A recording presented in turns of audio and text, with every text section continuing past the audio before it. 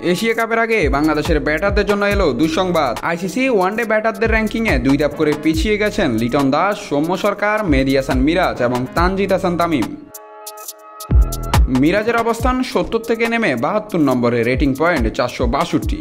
লিটন 79 নম্বরে, সৌম্য এবং তানজিদ একই সাথে 87 নম্বরে। তবে বাংলাদেশের ব্যাটারদের মধ্যে সর্বোচ্চ অবস্থানে আছেন নাজমুল হোসেন শান্ত। 572 রেটিং পয়েন্ট নিয়ে তিনি অবস্থান করছেন 32 নম্বরে।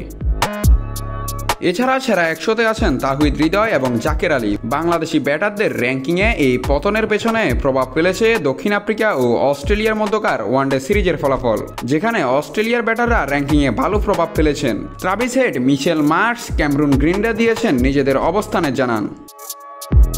এশিয়া কাপের আগে বাংলাদেশের ব্যাটারদের জন্য এই র্যাঙ্কিংয়ের পতন অবশ্যই একটা বড় চ্যালেঞ্জ। তবে পরবর্তী ম্যাচগুলোতে পারফরম্যান্স দিয়ে সবাই নিজেদের অবস্থান শক্ত করতে চাইবে, এটাই প্রত্যাশা বাংলাদেশি ক্রিকেট প্রেমীদের।